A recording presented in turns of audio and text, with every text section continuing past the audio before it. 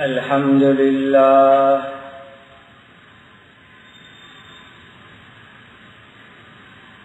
الحمد لله الذي هدانا لهذا وما كنا لنهتدي لولا أن هدانا الله أشهد أن لا إله إلا الله وحده لا شريك له وأشهد أن سيدنا وشفيعنا وحبيبنا ومولانا محمدا عبده ورسوله صلوات الله تبارك وتعالى عليه وعلى آله وأصحابه وذرياته وأهل بيته وأهل طاعته وبارك وسلم تسليما كثيرا. أما بعد، باب رؤيا إبراهيم عليه السلام وقوله أعوذ بالله من الشيطان الرجيم بسم الله الرحمن الرحيم فلما بلغ معه السعي قال يا بني إني أرى في المنام أني أذبحك إلى قوله إنا كذلك نجزي المحسنين. قال مجاهد أسلم سلم ما أمر به وتله وضع وجهه بالأرض. یہ بخاری شریف میں کتاب التعبیر ہے. اس میں ایک باب حضرت امام بخاری رحمۃ اللہ علیہ نے قائم کیا ہے. سیدنا حضرت ابراہیم علی نبینا وعلیہ الصلاۃ والسلام کے خواب کے بارے میں. چونکہ عید الاضحیٰ بقر عید قریب ہے تو حضرت ابراہیم علیہ الصلاۃ والسلام کے متعلق یہ جو امام بخاری رحمۃ اللہ علیہ نے اپنی مبارک کتاب میں یہ عنوان قائم کیا ہے اس کا تذکرہ کرتے ہیں. چونکہ حضرت امام بخاری رحمۃ اللہ علیہ اپنی کتاب میں جو حدیث لاتے ہیں اس کے لیے انہوں نے بہت ہی اونچے درجے کی شرطیں مقرر کر رکھی ہیں. اسی لیے جب ان کی شرط کے اوپر کوئی حدیث نہیں ملتی تو کبھی تو صرف قرآن کی آیت ذکر کر دیتے ہیں.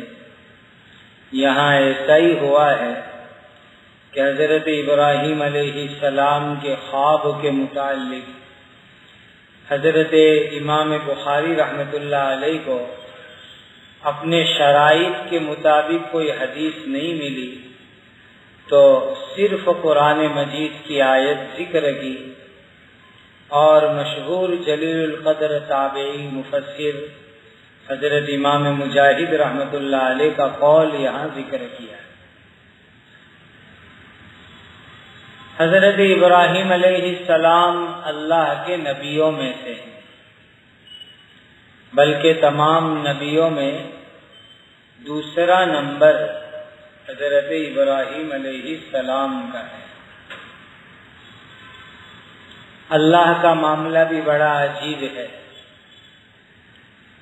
کہ اللہ اپنے خاص خاص بندوں کا امتحان لیتے ہیں.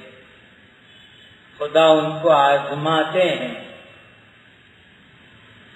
آج دنیا میں لوگ یہ سوچتے ہیں کہ اللہ والے، اللہ کے نیک بندے اور اللہ کے مقرب اور قریبی بندوں پر حالات آتے ہیں، تو یہی ان کی بزرگوں کی نشانی ہے۔ اس لیے کہ اللہ تعالی کے جتنے نبی ہیں ان تمام نبیوں کو بھی اللہ تعالی نے بہت زیادہ مصیبتوں میں رکھا، آزمائشوں میں رکھا۔ تمام انسانوں میں، تمام لوگوں میں سب سے زیادہ مصیبتیں اللہ کے نبیوں نے اٹھائی ہے۔ اسی لیے جو آدمی نبیوں کے راستے پر ہوگا، نبیوں کے طریقے پر ہوگا، اس کے اوپر بھی آزمائش، مصیبت اور امتحان تو آنے ہی والا ہے۔ بس دعا یہ کرنی ہے کہ اللہ سبحانہ و تعالی عافیت کے ساتھ رکھے۔ حضرت ابراہیم علیہ السلام کا مقام اور مرتبہ بہت اونچا ہے، اس لیے اللہ تعالیٰ نے ان کی پریکشا بھی بہت زیادہ لی، امتحان بھی ان کا بڑا سخت لیا۔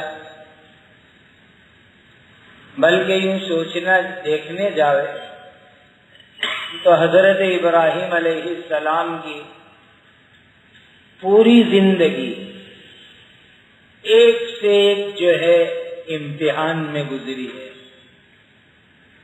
یہاں ایک بات ذہن میں رکھ لو کہ امتحان اردو میں، پریکشا گجراتی میں، ایگزام انگریزی میں جو ہم بولتے ہیں اور جو ہم سمجھتے ہیں وہ یہاں ہرگز مراد نہیں ہے۔ ہمارے سامنے جب پریکشا، امتحان، ایگزام بولا جاتا ہے تو یہ سمجھتے ہیں کہ اسکول میں، کالج میں، ہائی اسکول میں بیٹھ کے پیپر لکھ رہے ہیں، پیپر میں سوال آئے اس کے جواب لکھ رہے ہیں۔ مدرسے میں امتحان ہے تو ایک امتحان لینے والے مولانا آئے اور بچوں کو بیٹھ کر کے ان کا امتحان لے رہے ہیں۔ یہ امتحان یا مراد نہیں ہے۔ یا امتحان کا مطلب ہے زندگی میں بڑی بڑی مصیبتیں آئی، بڑی بڑی تکلیفیں آئی، لیکن ان مصیبت اور تکلیف کے آنے کے باوجود وہ اللہ کے نیک بندے اللہ کی خوشی کے مطابق زندگی گزارتے رہے۔ تکلیفیں آئی۔ اب آپ ایک تھوڑی دیر کے لیے ایک بات سوچو کہ جنگل کے اندر کوئی لے جا کر کسی کو چھوڑ دے گئے اکیلا، کوئی مدد کرنے والا نہیں، کوئی مکان نہیں، کھانے پینے کا سامان خریدنے کے لیے مارکیٹ نہیں، ٹرانسپورٹ کے لیے بس گاڑی سواری تو کیا، کوئی گدھا، گھوڑا، جانور بھی نہیں، ایسے جنگل کے اندر کوئی لے جا کر کے چھوڑ دے رہے تو بتلاؤ کتنی بڑی مصیبت کی بات ہوگی۔ حضرت اسماعیل علیہ السلام، ان کا امتحان، ان کا ایگزام، ان کی پریکشا ایسے شروع ہوئی کہ اللہ تعالی کے حکم سے ان کے ابا جان نے ان کو جنگل میں لے جا کر کے اکیلا چھوڑ دیا۔ اور وہ جنگل بھی کیسا کہ دور دور تک کوئی انسان نظر نہیں آتا، بازار نہیں، مکان نہیں، زندگی کی ضرورت پوری کرنے کا کوئی راستہ نہیں۔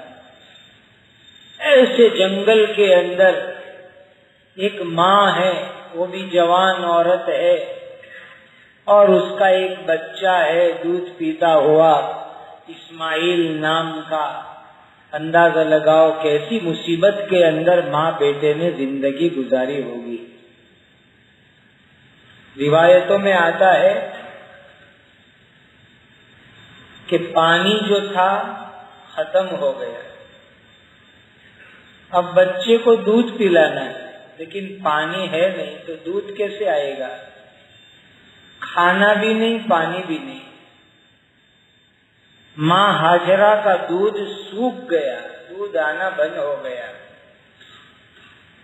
تو اخیر میں روتے ہوئے بچے کو بہلانے کے لیے ماں ہاجرہ نے اپنی زبان بچے کے منہ میں دی اور اپنا تھوک چٹایا بچے کو۔ یہ زمزم ایسے نہیں ملا ہے۔ بچہ بلک رہا ہے، تڑپ رہا ہے، اسی لیے کہ ماں کو کچھ کھانا پینا نہیں ملتا، تو دودھ کہاں سے آئے گا؟ اب بھوکا پیاسا بچہ تڑپے، ایک ماں کیسے دیکھ سکتی ہے؟ اس ماں نے اپنے بچے کو تھوک چٹایا، لیکن تھوک بھی کب تک آوے منہ میں؟ کئی دن تک کوئی پینے کی چیز نہیں ملی، تو ایک وقت وہ آیا کہ تھوک آنا بھی بند ہو گیا۔ کیسی خطرناک پریکشا اور امتحان اللہ کی طرف سے لیا گیا۔ تو پہلی چیز سوچو کہ آج جہاں مکۃ المکرمہ ہے وہ اس زمانے میں جنگل ہے، دور دور تک کوئی انسان نہیں ہے، جانور نہیں ہے، پانی نہیں ہے، کھانے پینے کی چیز نہیں ہے، اور اکیلا ایک بچہ اپنی ماں کے ساتھ، کتنا بڑا اللہ نے ان کا امتحان لیا۔ دوسری بات سوچو، یہ بچہ آہستہ آہستہ بڑا ہوا، 13 سال کی عمر کو پہنچ گیا تقریباً، چلنے پھرنے کے لائق ہو گیا، بالغ ہو گیا، عبادت کرنے لگا اللہ کی۔ بس جب اس عمر کو پہنچا تو اللہ تعالی کی طرف سے دوسرا امتحان، دوسری پریکشا آئی کہ اپنے اس 13 سال کے پھول جیسے خوبصورت بچے کو ہمارے نام کے اوپر ذبح کر ڈالو۔ کتنا بڑا امتحان اللہ کی طرف سے۔ یہ جو آیت یہاں امام بخاری نے نقل کی، فَلَمَّا بَلَغَ مَعَهُ السَّعْيَ، 13 سال کی عمر اسماعیل کی، سیانے ہو گئے، سمجھنے لگے، تو ایک دن اپنے ابا حضرت ابراہیم علیہ السلام سے ملاقات ہوئی۔ ابراہیم علیہ السلام تو شام میں رہتے تھے، سیریا میں رہتے تھے، براق پر بیٹھتے تھے اور کبھی کبھی بیوی اور بچے کی ملاقات کے لیے آتے تھے۔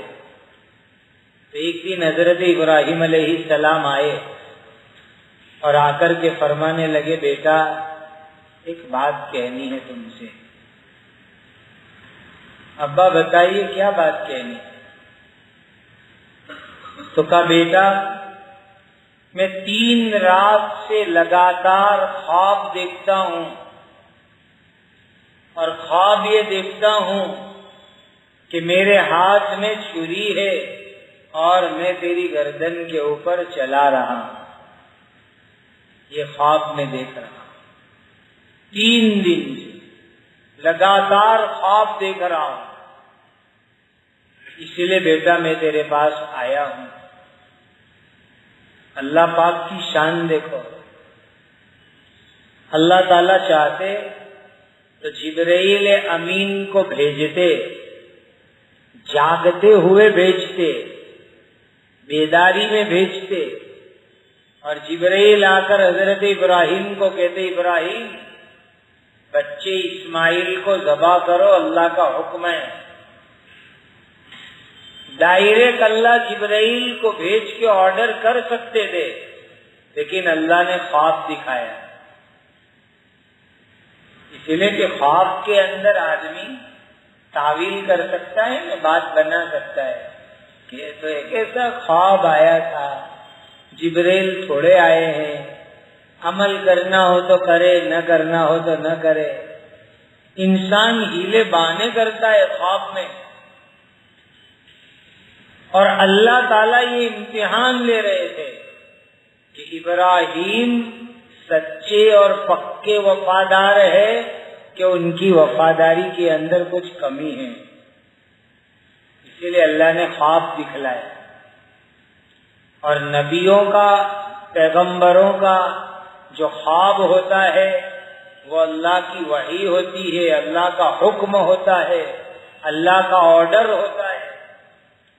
اسی لیے ابراہیم علیہ السلام اتنا لمبا سفر کر کے آئے شام سے مکۃ المکرمہ، اور آ کر کے کہتے ہیں بیٹا 3 دن سے خواب دیکھ رہا ہوں کہ میں تیری گردن پر چھری چلا رہا ہوں۔ 8، 9، 10 ذی الحج 3 راتوں میں خواب دیکھا۔ سب سے پہلے 8 تاریخ کو، دوسرا 9 تاریخ کو، جس کو ہم عرفہ کا دن کہتے ہیں، جس دن روزے رکھنے کی بڑی فضیلت ہے۔ سب نیت کرو کہ 9 عرفہ کو روزہ رکھیں گے انشاءاللہ، یعنی بقرعید سے 1 دن پہلے۔ بڑی فضیلت ہے اس دن کے روزے کی حدیث پاک میں۔ اور میں کہا کرتا ہوں کہ ایسے اگر ہم دیکھنے جاوے تو باڈی کے لیے بھی راحت ہے کہ 1 دن پہلے باڈی کو ذرا آرام دے دو، کیونکہ 10 تاریخ سے تو اللہ کی مہمانی شروع ہونے والی ہے۔ پھر 4 دن تو روزہ رکھنا بھی حرام ہے، گناہ کا کام ہے، اسی لیے 1 دن ذرا پیٹ کو آرام دے دو، 9 تاریخ کو روزہ رکھ لو اور ثواب بھی کما لو۔ کتنی بڑی مہربانی کی بات۔ تو 8، 9، 10 3 دن حضرت ابراہیم نے خواب دیکھا۔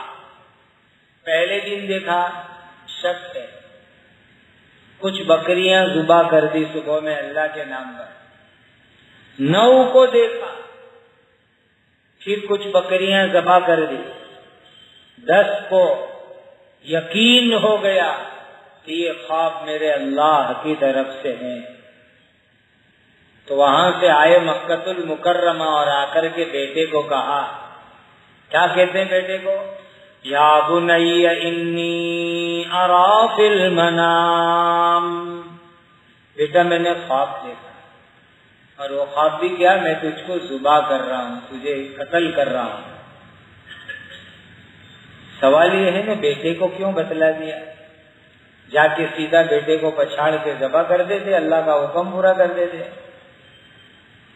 ابراہیم علیہ السلام اپنے بیٹے کا امتحان لے رہے ہیں، اللہ حضرت ابراہیم کا امتحان لے رہے ہیں، اور ابراہیم علیہ السلام بیٹے اسماعیل کا امتحان لے رہے ہیں کہ میں جو اپنے بیٹے کو کہتا ہوں تو میرا بیٹا ذبح ہونے کے لیے تیار ہوتا ہے کہ نہیں ہوتا ہے؟ امتحان لے رہے ہیں باپ بھی۔ دوسری بات یہ کہ پہلے سے کہہ دوں تاکہ میرا بچہ تیار ہو جاوے، اچانک میں جاؤں گا کہوں گا تو تکلیف ہوگی، پہلے سے بتلا دوں کہ بیٹا میں نے یہ خواب اللہ کی طرف سے دیکھا ہے، تیار ہو جاؤ۔ اور اگر بیٹے کے دل میں کچھ آگے پیچھے ہوئے کہ ابا پتہ نہیں خواب شیطان کی طرف سے ہیں یا اللہ کی طرف سے ہیں، بعد میں عمل کرنا، ابھی میں شادی کر لوں، بچے ہو جاوے، پھر آپ مجھے ذبح کرنا، اللہ کا حکم بعد میں پورا کرنا، تو دل میں کچھ آگے پیچھے ہوئے تو میں بچے کو سمجھاؤں گا کہ بیٹا اللہ کے حکم کے آگے اپنے آپ کو تابع بنا دو، سمجھانے کا موقع مجھے ملے گا۔ اس لیے حضرت ابراہیم علیہ السلام نے اپنے بیٹے کو پہلے سے بتلا دیا۔ عجیب امتحان۔ دیکھو ایک کام ایسا ہو کہ آدمی کی خود کی ذمہ داری کا ہو تو آدمی اللہ کے لیے ہمت کر کے جان کو جوخم میں ڈال کر، خطرے میں ڈال کر وہ کام کر ڈالے۔ لیکن اگر وہ کام کا تعلق دوسرے سے ہو تو یہ بہت بڑا مشکل کام ہے.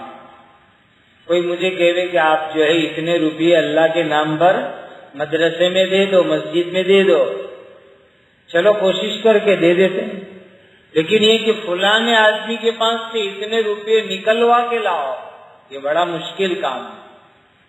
پتہ نہیں وہ دے نہیں دے، ہاں کہے نہ کہے. اگر ابراہیم علیہ السلام کو اللہ حکم دیتے خود کو تو عمل کرنا آسان تھا، لیکن یہ تو عمل کرنا ہے بیٹے کے اوپر، دوسرے کے اوپر عمل کرنا ہے. کتنا مشکل کام. یہ سبق ہے کہ باپ ہو تو کیسا ہو اور بیٹا ہو تو کیسا بیٹا ہو. ایک لیسن ہے، ایک سبق ہے کہ باپ اگر ہو تو اللہ کا حکم پورا کرنے والا، اور بیٹا ہو تو اللہ کو راضی کرنے کے لیے باپ کا حکم ماننے والا، کہ میرے اللہ خوش ہو جاوے اس لیے میں اپنے باپ کا حکم مانتا ہوں. جا کے بتلائے ابراہیم علیہ السلام نے، تو بیٹے نے کیا کہا؟ قال یا ابت افعل ما تؤمر، ابا جان اللہ کا حکم ہے پورا کرو، میں کٹ جانے کے لیے تیار ہوں. پھر آگے کیا فرماتے ہیں؟ ستجدنی ان شاء اللہ من الصابرین، اللہ نے چاہا تو میں صبر کر لوں گا. ایک بلیڈ لگ جاوے کتنا مشکل کام ہے، کانٹا چبھ جاوے، پوری رات نیند نہیں آتی ہے، کانٹا چبھا ہے. ہم تو بہت نازک لوگ ہیں، اور یہ تو چھری چلا کے گردن کاٹنا کوئی آسان کھیل کود کی بات ہے. لیکن حضرت اسماعیل علیہ السلام کہہ رہے ہیں ابا جان آپ چھری چلاؤ، میں صبر کر لوں گا، صبر کرنے والوں میں سے بن جاؤں گا.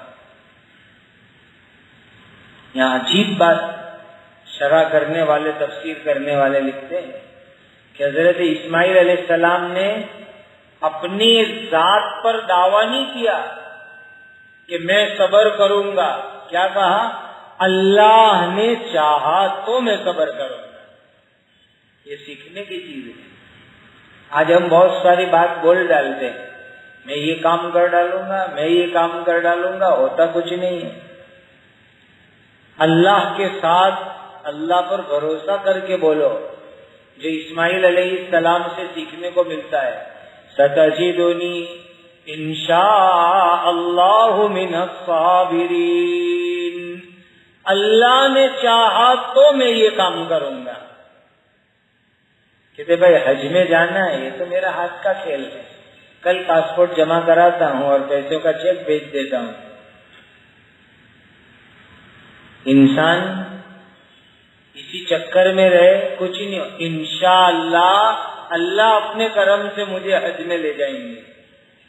اللہ پر رکھو انشاءاللہ. آج ہماری بول بدل گئی ہے، بول کو سدھارنے کی ضرورت ہے. ہم اپنی ذات پر کانفیڈنس جس کو کہتے ہیں، اتنا وشواس، اتنا اعتماد، اتنا بھروسہ اپنے پاور پر، اپنی ذات پر، اپنی طاقت پر کہ میں یہ کر ڈالوں گا. اپنے سے کچھ نہیں ہوتا، سب چیز کو اللہ کے حوالے کرو کہ اللہ کی توفیق ہوگی میں کروں گا. اسماعیل علیہ السلام نے یہی جواب دیا، اور ساتھ میں کیا کہا؟ میں کوئی اکیلا تھوڑا ہی صبر کرتا ہوں، دنیا میں اللہ کے بہت سارے صبر کرنے والے بندے ہیں، میں بھی ان صبر کرنے والی جماعت میں ایک ہوں. آج تو ہمارا دماغ شیطان نے ایسا سڑا ڈالا کہ کوئی اچھا کام ہم کرتے تو ہم کیا سمجھتے؟ پوری دنیا میں اکیلا ہوں جو یہ کام کرتا ہوں، میرے جیسا کوئی نہیں ہے یہ کام کرنے والا. اور اسماعیل علیہ السلام جان کی قربانی دے کے کیا کر رہے ہیں کہ میں اکیلا صبر کرنے والا نہیں، اللہ کے بہت سارے بندے ہیں جو صبر کرتے ہیں. یہ سیکھنے کی چیز ہے. میں تہجد کی پابندی کرتا ہوں تو کیا پوری صورت میں اکیلا تہجد پڑھتا ہوں؟ نوائی کا ہوں میں. اللہ کے 500,000 بندے ہیں جو تہجد پڑھتے ہوں گے. میں ہر سال عمرے میں جاتا ہوں، حج میں جاتا ہوں، تو میں نوائی کہوں کہ ہر سال میں حج اور عمرے میں جاتا ہوں؟ سورت میں اللہ کے 500 بندے پڑے ہیں جو ہر سال عمرے اور حج میں جاتے ہیں۔ کوئی بھی کام اپنے آپ کو نرالا مت سمجھو کہ میں اکیلا یہ کام کرتا ہوں۔ اللہ تعالیٰ جو ٹوٹا پھوٹا کام لے وے اس مالک کا احسان سمجھو، ہمارا کوئی کمال نہیں ہے، احسان ہے ان کا۔ تو اسماعیل علیہ السلام نے یہ بات سکھائی، ستجدنی انشاء اللہ من الصابرین، اگر اللہ چاہیں گے تو ابا میں صبر کروں گا، آپ کو جو حکم ملا ہے وہ پورا کرو۔ کتنا وفادار بیٹا۔ آج تو بیٹے کو کہہ رہے باپ کے بیٹا 3 دن جماعت میں جانا ہے، کہہ کے دیکھو نہیں کیا جواب ملتا ہے۔ مدرسے میں مولانا کو ملنے کے لیے جانا ہے۔ یہ ہے باپ، یہ ہے بیٹا، دونوں طرف سے نمونہ ہے کہ باپ خدا کا حکم پورا کرنے کے لیے بیٹے کی گردن پر چھری چلانے تیار، اور بیٹا ہے کہ وہ اللہ کے لیے باپ کا حکم مان کے کٹنے کے لیے تیار۔ ایسے باپ بیٹے ہونے چاہیے۔ تو آج ہزاروں سال ہو گئے، لیکن قرآن میں ان کا نام ہے، حدیث میں ان کا نام ہے، قربانی کے ذریعے ان کی یاد ہے، نماز میں ان کے لیے ہم درود پڑھتے ہیں، اللہم صلی علی سیدنا محمد وعلی آل سیدنا محمد کما صلیت علی ابراہیم، یاد کر کے درود پڑھتے ہیں ان کے لیے۔ ایسے ویسے یہ مقام نہیں ملتا، اتنی بڑی قربانی کے اوپر جا کر کے اللہ یہ مقام عطا فرماتے ہیں۔ اور یاد رکھو دینی بھائیو، صبر ایک ایسی طاقت ہے کہ بڑے بڑے ظالموں کے ظلم کو پگھلا دینے والی ہے۔ صبر کو معمولی مت سمجھو۔ آج لوگ صبر کو کمزوری سمجھتے ہیں کہ صبر کرنا کمزوری ہے، بزدلی ہے، غلط بات ہے۔ صبر کرنا کمزوری بھی نہیں، بزدلی بھی نہیں، بلکہ صبر کرنا تو بہت بڑے بہادر ہمت والے پہلوانوں کا کام ہے۔ کوئی نبی بزدل ہوتے ہیں، کوئی پیغمبر جو ہے کمزور ہوتے ہیں، پیغمبر سب سے زیادہ طاقت والے ہوتے ہیں، لیکن جتنے بڑے طاقت والے پیغمبر اتنے بڑے وہ صبر کرنے والے، اور صبر کے ذریعے سے اللہ ان کو چمکاتے ہیں۔ وَجَعَلْنَا مِنْهُمْ أَئِمَّةً يَهْدُونَ بِأَمْرِنَا لَمَّا صَبَرُوا، اللہ ان کو اونچا مقام دیتے صبر کی بنیاد پر۔ مسلمانوں، صبر کو اپنی زندگی میں لاؤ، سہن شکتی پیدا کرو اپنے اندر، آج کے حالات میں بہت ضروری ہے۔ معمولی معمولی باتوں میں گرم نہیں ہو جانے کا، معمولی معمولی باتوں کے اندر آستینیں نہیں چڑھانے کی، معمولی معمولی باتوں کے اوپر روڑ پہ اتر نہیں آنے کا، صبر کا مادہ پیدا کرو۔ صبر ایک ایسی طاقت ہے کہ بڑے سے بڑے دشمنوں کو ہرا سکتی ہے، بہت بڑی چیز ہے جو حضرت اسماعیل علیہ السلام کے قصے سے ہم کو سیکھنا ہے۔ ستجدنی انشاء اللہ من الصابرین، کا ماں کے سامنے کیسے چھری چلاوے بچے کو؟ تو ماں ہاجرہ کو کہا تمہارے بچے کو ذرا تیار کر دو، کسی بڑے کی ملاقات میں لے جانا ہے۔ اللہ سے بڑے کون ہو سکتے ہیں؟ ایک دم صحیح سچی بات کہی ماں کو، کسی بڑے کی ملاقات میں لے جانا ہے، بچے کو ذرا تیار کر دو۔ ماں نے خوشی خوشی تیار کر دیا اور چلے ابراہیم علیہ السلام جوان بچے کو لے کر کے مکہ میں نکلے، جہاں اس وقت حتیم کی دیوار ہے وہیں جھونپڑا تھا ایک درخت کے نیچے، وہاں سے لے کر بیٹے کو لے کر چلے، اور چلتے چلتے چلتے مینا کے جنگل میں پہنچے۔ مینا اس وقت جنگل تھا، آج 40 لاکھ حاجیوں کا شہر ہے، اس وقت وہ جنگل تھا، جھاڑیاں تھی، شیطان ابلیس پہلے ماں ہاجرہ کے پاس پہنچا. کہاں گیا تمہارا بیٹا؟ کسی بڑے کی ملاقات میں. تو کہا جھوٹ ہے، باپ تمہارے بیٹے کو لے جا کر جنگل میں ذبح کرے گا. تو ماں ہاجرہ کہتی ہے کبھی کوئی باپ بیٹے کو کاٹ سکتا ہے؟ تو کہاں اس کے اللہ نے اس کو خواب میں دکھایا ہے اسی لیے. تو وہ عورت بھی کیسی تھی، اللہ ماں ہاجرہ کے جذبات، اگر اللہ نے حکم دیا ہے تو ضرور ذبح کرے، مجھے کوئی پرواہ نہیں ہے. اللہ کا حکم ہے تو ضرور ذبح کر ڈالے، مجھے کوئی پرواہ نہیں. کیسی ماں تھی وہ. شیطان نا امید ہو گیا ماں ہاجرہ کے پاس. پہلے ماں ہاجرہ کو پھنسانے کے لیے آیا، چکر میں ڈالنے کے لیے آیا، فتنے میں ڈالنے کے لیے آیا تھا. مایوس ہو گیا، بھاگا وہاں سے. یہاں کے باپ بیٹے کے اوپر کوشش کرتا ہے.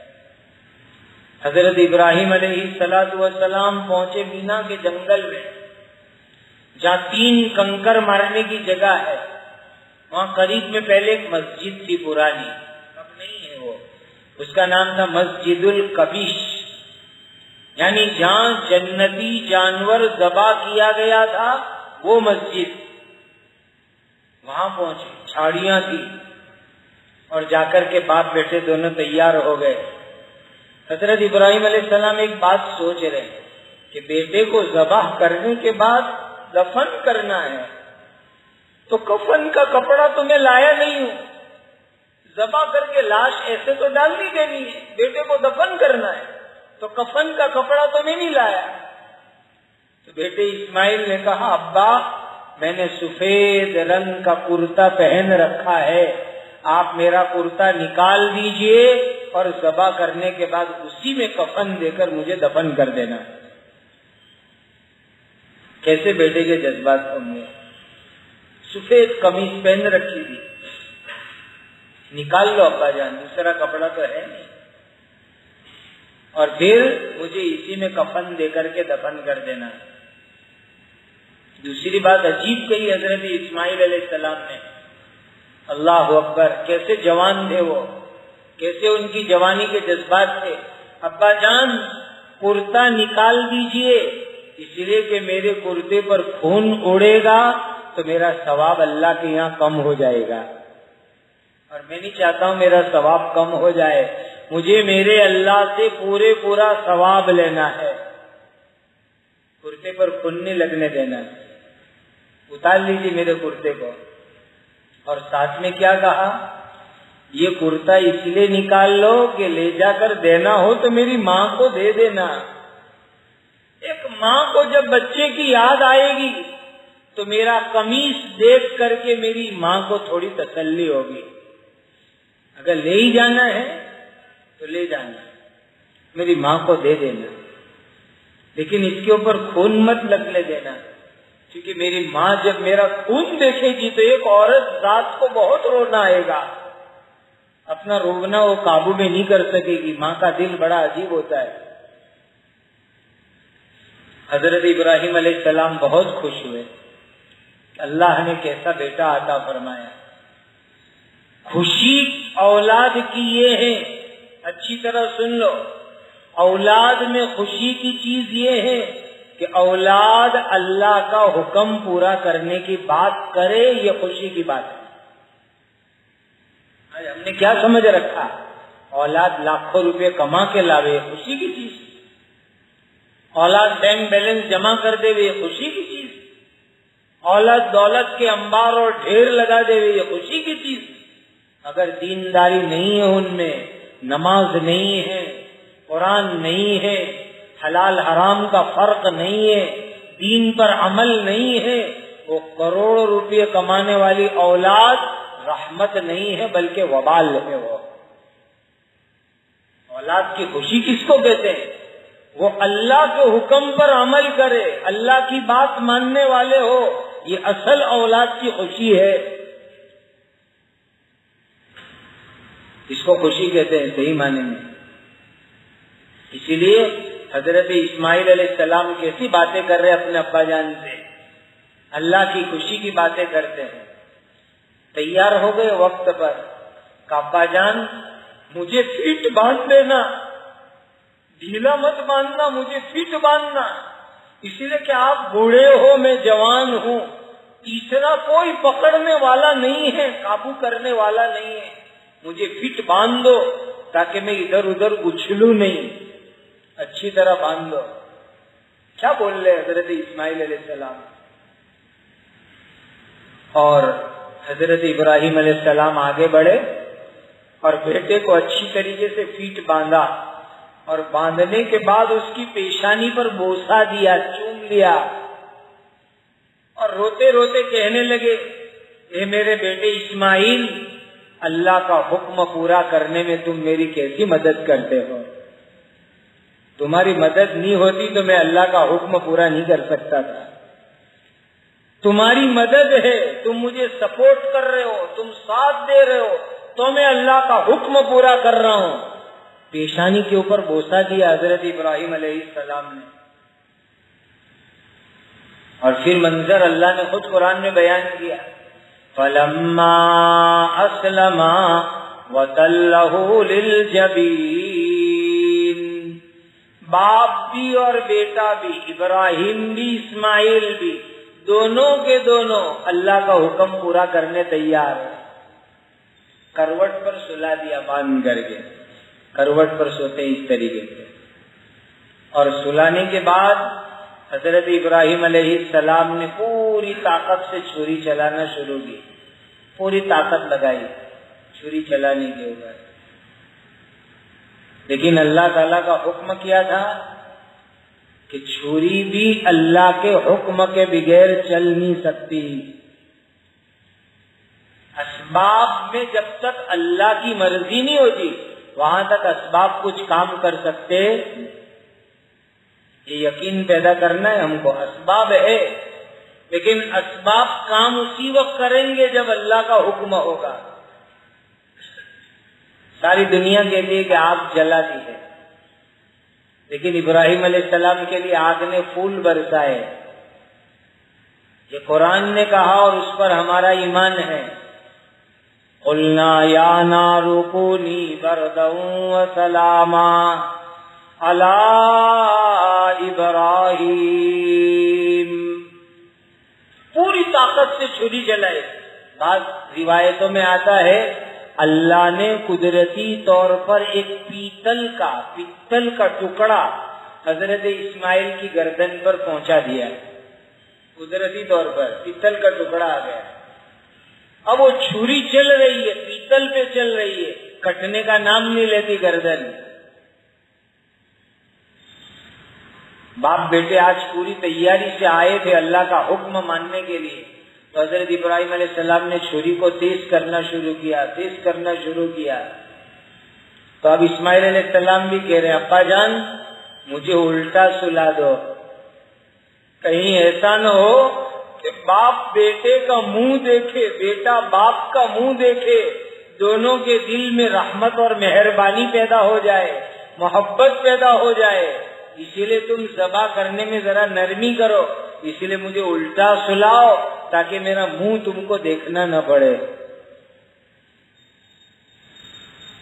کیسے اللہ کا حکم پورا کر رہے؟ حکم پورا کرنے میں پوری تیاری، کوئی بہانہ نہیں، کوئی عذر نہیں.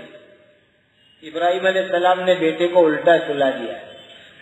پھر کہہ رہے اسماعیل علیہ السلام ابا جان اپنے کپڑے کو سنبھالنا، جب تم چھری چلاؤ میرا خون اڑے اور تمہارے کپڑے کو خراب نہ کر دے. کیسا بیٹا؟ باپ کے کپڑے کے اوپر خون نہیں لگنا چاہیے. آج کا اولاد باپ کی عزت دنیا میں پامال کرتی ہے. ابا جان پورے طور پر کپڑے کو سنبھال لو، میرا خون آپ کے کپڑے کے اوپر نہ لگے. حضرت ابراہیم علیہ السلام بہت خوش ہوئے، پوری تیاری کے ساتھ چھری چلا رہے. لیکن چھری ہے کہ وہ چلنے کا نام نہیں لیتی، کاٹنے کا نام نہیں لیتی، اسی لیے کہ اللہ نے چھری کو منع کر دیا تھا. اور خواب جتنا دیکھا تھا اتنا تو پورا ہوا. خواب میں کیا دیکھا تھا؟ کہ میں ذبح کر رہا ہوں. کٹ گیا، یہ خواب نہیں دیکھا تھا۔ اور اللہ کی طرف سے خواب تو بہت بڑے اشارے کی چیز ہوتی ہے، اس کو سمجھنا بھی بہت بڑی چیز ہے۔ اتنا دیکھا کہ چھری چلا رہے لیکن گردن کٹی، یہ خواب میں نہیں تھا۔ تو جتنا اللہ نے حکم دیا چھری چلاؤ، ابراہیم علیہ السلام نے چلائی، اور خدا کا فیصلہ تھا کہ چھری گردن نہیں کاٹے گی تو نہیں کٹی گردن۔ اللہ کا حکم پورا کیا۔ عجیب خدا کی شان دیکھو۔ فلما اسلما وتلہ للجبین ونادیناہ ان یا ابراہیم، خدا کی طرف سے آواز آئی، اے ابراہیم قد صدقت الرؤیا، خواب تم نے پورا کر کے سچا کر کے بتا دیا، جتنا خواب میں کہا تھا تم نے کر کے دکھا دیا۔ اللہ نے جبرائیل کو حکم دیا، جبرائیل جنت میں سے ایک جانور پکڑو۔ روایتوں میں آتا ہے کون سا جانور؟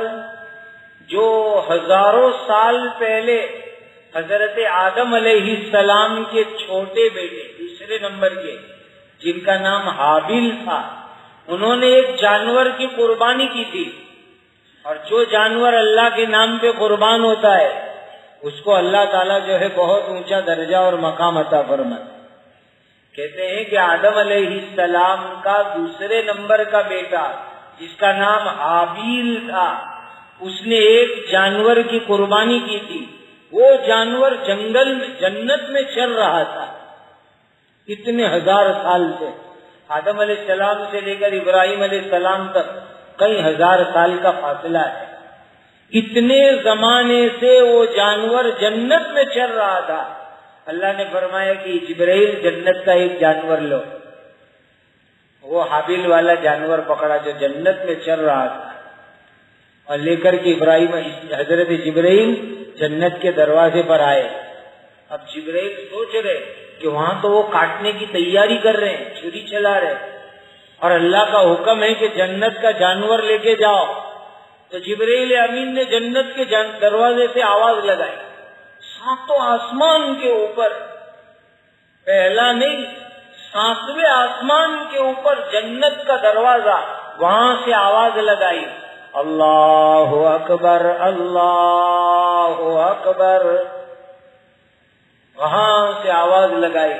تو مینا کے جنگل میں حضرت ابراہیم علیہ السلام نے آواز سنی تو منہ اٹھا کے دیکھا کیا ہو رہا ہے، اوہو یہ تو جبرائیل آواز لگا رہے، جنت کے دروازے سے آواز لگا رہے، اللہ اکبر اللہ اکبر، اللہ سب سے بڑے، اللہ سب سے بڑے۔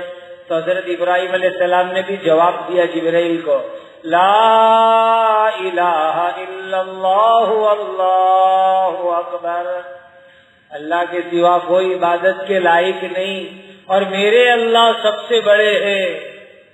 ابراہیم علیہ السلام نے جواب دیا۔ اب وہ اسماعیل نیچے بندھے ہوئے، انہوں نے دیکھا کہ جبرائیل جنت کے دروازے سے آواز دے رہے اور ابا جان یہاں جواب دے رہے۔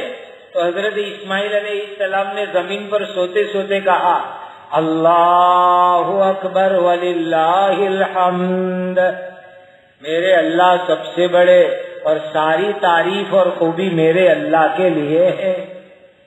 یہ جو ہم تکبیر تشریف پڑھتے ہیں نا، 9 10 11 12 13 5 دن 23 نمازوں میں پڑھتے ہیں، یہ تکبیر تشریف اللہ کے 3 بڑے بڑے بندوں کی ملی ہوئی تکبیر ہے۔ یہ اس کا پہلا حصہ جبرائیل نے پڑھا، دوسرا حصہ ابراہیم علیہ السلام نے پڑھا اور تیسرا حصہ حضرت اسماعیل علیہ السلام نے پڑھا۔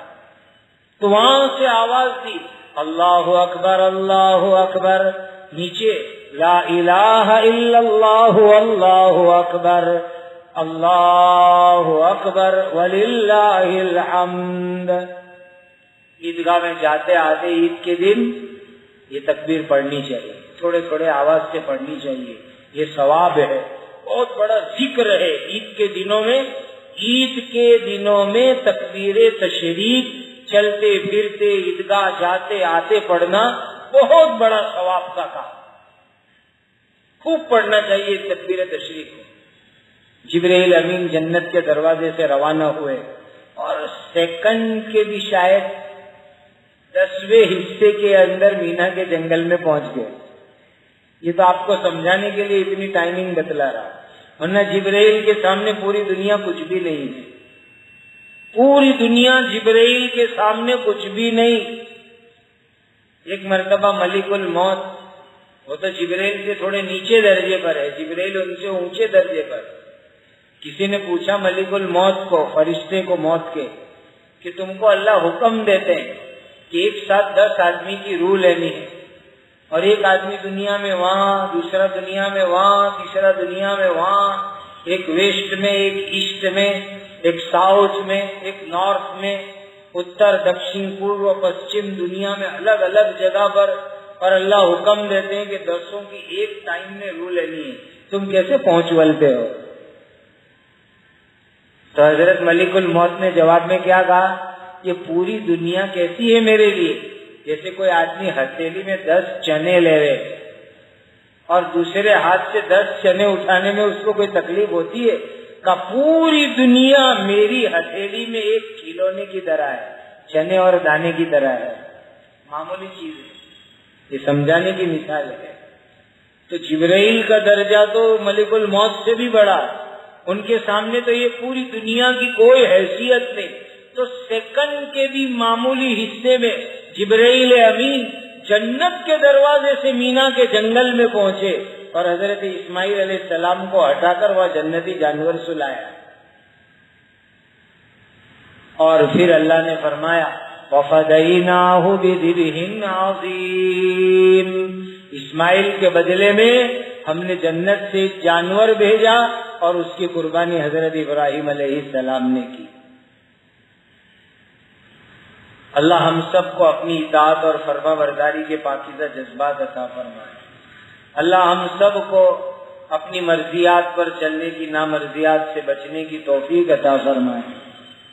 یہ بڑا مبارک قصہ ہے جو اللہ نے قرآن مجید میں ذکر فرمایا، حدیثوں میں بھی موجود ہے۔ صحابہ نے پوچھا ایک مرتبہ نبی کریم صلی اللہ علیہ وسلم کو، مل اضاحی یا رسول اللہ، حضور یہ قربانی کیا چیز ہے؟ تو نبی کریم صلی اللہ علیہ وسلم نے فرمایا یہ تمہارے ابا حضرت ابراہیم علیہ الصلوۃ والسلام کی سنت ہے، ان کا طریقہ ہے۔ حضور نے بھی قربانی کی، اور آپ کو بتلاؤں حضور نے اپنی امت کی طرف سے بھی قربانی کی۔ کتنے رحمت والے ہمارے آقا، جہاں اپنی قربانی کی، اپنی امت کی طرف سے بھی حضور نے قربانی کی، پوری امت کی طرف سے قربانی میں بھی حضور امت کو نہیں بھولے۔ تو پھر صحابہ نے پوچھا وما لنا فیہا یا رسول اللہ، ہم کو قربانی میں ملے گا کیا؟ تو حضور نے ارشاد فرمایا کہ جانور کے چمڑے کے اوپر جتنے بال ہوتے ہیں اللہ ہر بال کے بدلے میں ایک نیکی اور ثواب دیں گے۔ کبھی کسی نے گنا چمڑے پر کتنے بال ہوتے ہیں؟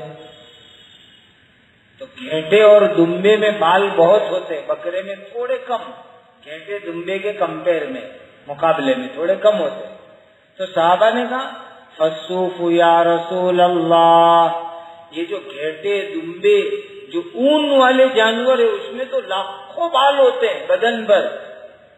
تو حضور نے فرمایا اللہ کے خزانے میں کوئی کمی تھوڑی ہے، اگر تم یہ اون والے جانور کاٹو گے، گھینٹا ہے، دمبا ہے، تو اللہ اس کے بھی ہر بال کے بدلے میں تم کو نیکی عطا کریں گے، ثواب عطا کریں گے۔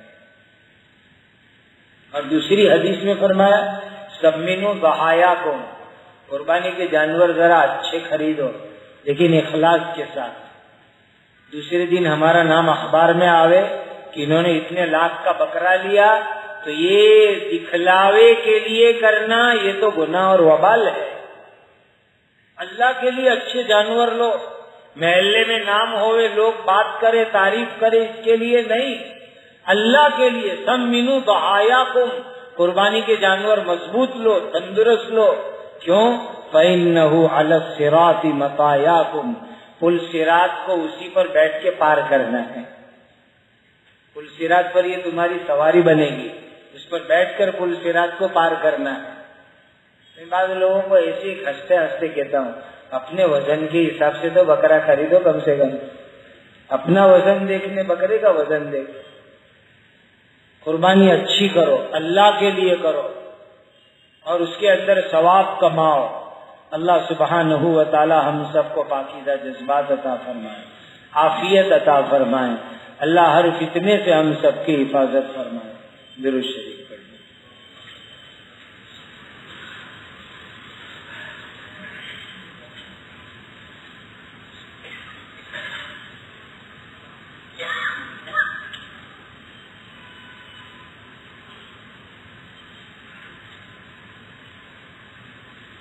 الحمد للہ رب العالمین، الحمد للہ رب العالمین، الحمد للہ رب العالمین.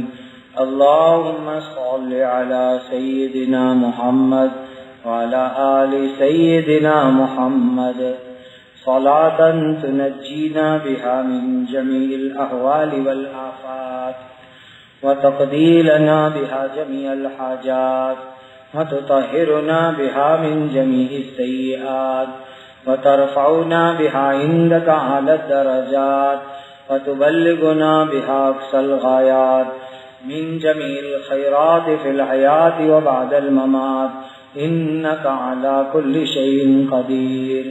يا ذا الجلال والإكرام، يا ذا الجلال والإكرام، یا ذا الجلال والإکرام، یا ارحم الراحمین، یا ارحم الراحمین، یا ارحم الراحمین. لا الہ الا انت سبحانک انی کنت من الظالمین. اللہم اغفر امت سیدنا محمد صلی اللہ علیہ وسلم. اللهم ارحم امت سیدنا محمد صلی اللہ علیہ وسلم. اللهم تجاوز عن امت سیدنا محمد صلی اللہ علیہ وسلم. اللهم اصلح شان امت سیدنا محمد صلی اللہ علیہ وسلم. اللهم انصر امت سیدنا محمد صلی اللہ علیہ وسلم. اللهم انا نسألك العافیہ ودوام العافیہ والشکر علی العافیہ. اللهم انا نسألك العافیہ ودوام العافیہ والشکر علی العافیہ. اللهم انا نسألك العافیہ ودوام العافیہ والشکر علی العافیہ.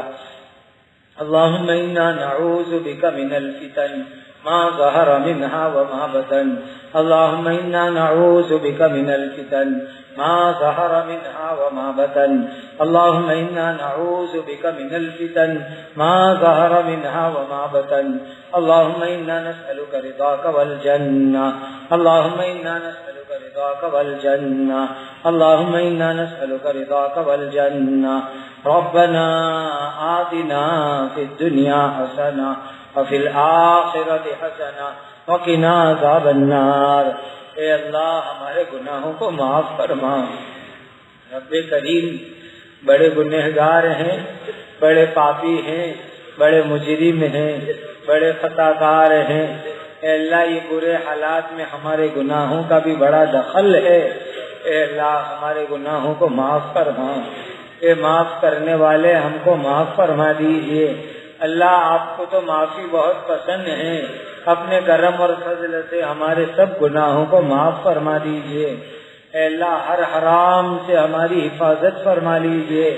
اے اللہ ہم آپ سے آپ کی خوشی اور آپ کی جنت کا سوال کرتے ہیں.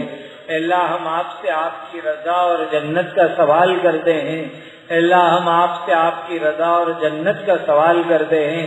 اپنے کرم اور فضل سے عطا فرما دیجئے. اے اللہ ہماری اولادوں کو نیک اور صالح بنا دیجئے.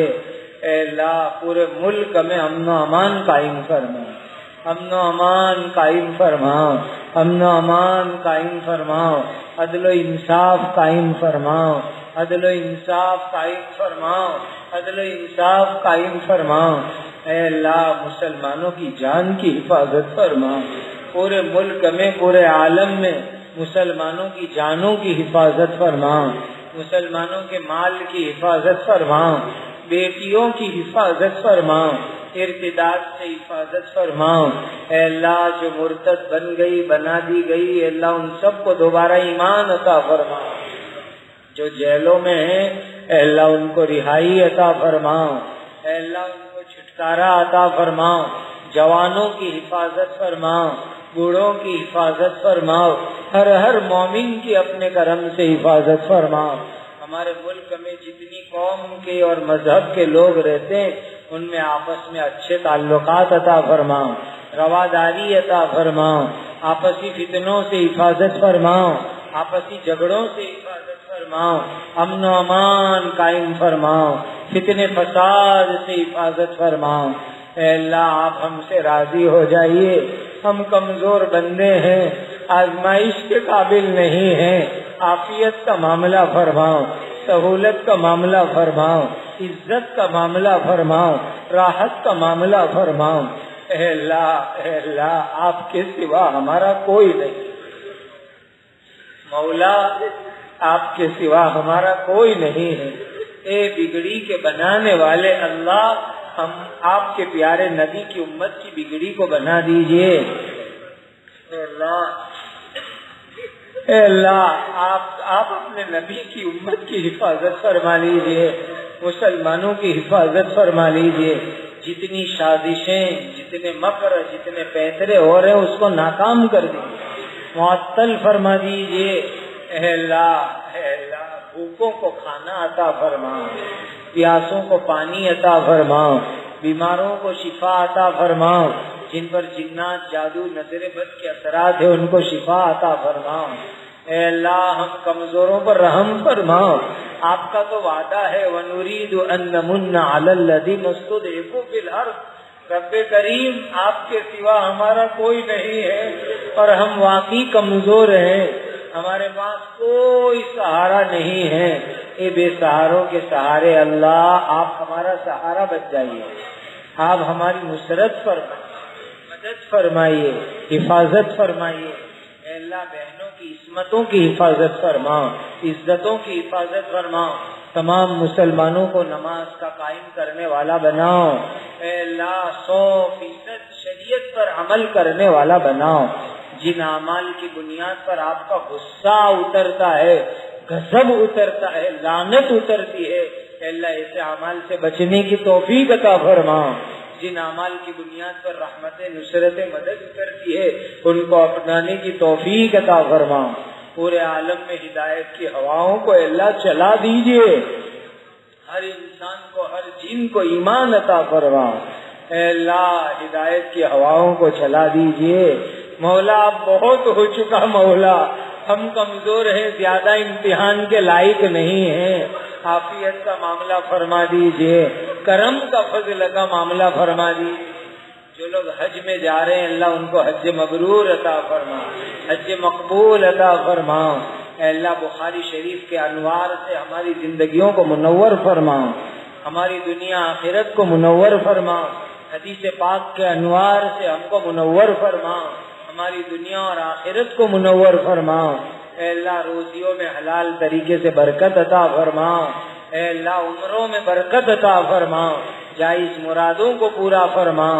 اے اللہ بہت ہی سکون، چین، عافیت کی فضائیں قائم فرما۔ جہاں اب تک بارش نہیں ہے اے اللہ ان علاقوں میں رحمت والی بارش عطا فرما۔ اے اللہ پانی کی جہاں ضرورت ہے پانی عطا فرما۔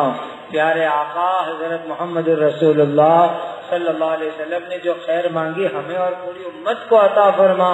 حضرت نبی کریم صلی اللہ علیہ وسلم نے جن شرور سے پناہ چاہی اے اللہ ہماری اور پوری امت کی حفاظت فرما۔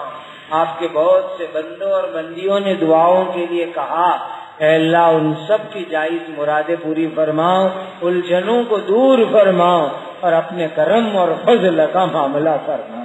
مولا ہمارے اعمال کو، ہمارے دل کو، ظاہر کو، باطن کو اے اللہ اس کے اوپر فیصلے نہ فرما بلکہ فضل و کرم کا معاملہ فرما۔ فضل و کرم کا معاملہ فرماؤ، رحم و کرم کا معاملہ فرماؤ۔ اے اللہ ہماری ان دعاؤں کو آپ کے فضل سے قبول فرما لیجئے، حضرت نبی کریم صلی اللہ علیہ وسلم کے طفیل میں قبول فرماؤ۔ فقراء مہاجرین، صحابہ کرام، خلفائے راشدین، اصحاب بدریین، اصحاب بیت رضوان رضی اللہ عنہم اجمعین کے طفیل میں ہماری ان دعاؤں کو قبول فرما۔ ہر طرح کے فتنوں سے حفاظت فرماؤ، حاسدوں سے حفاظت فرماؤ، دشمنوں سے حفاظت فرماؤ، مکاروں سے حفاظت فرماؤ۔ اے اللہ ان سب کو بھی ہدایت عطا فرماؤ، ہماری اس دعا کو، اس مجلس کو بے انتہا قبول فرماؤ۔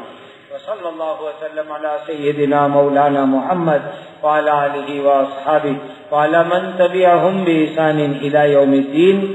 آمین آمین آمین یا رب العالمین۔ سبحان ربک رب العزة عما یصفون وسلام علی المرسلین والحمد للہ رب العالمین۔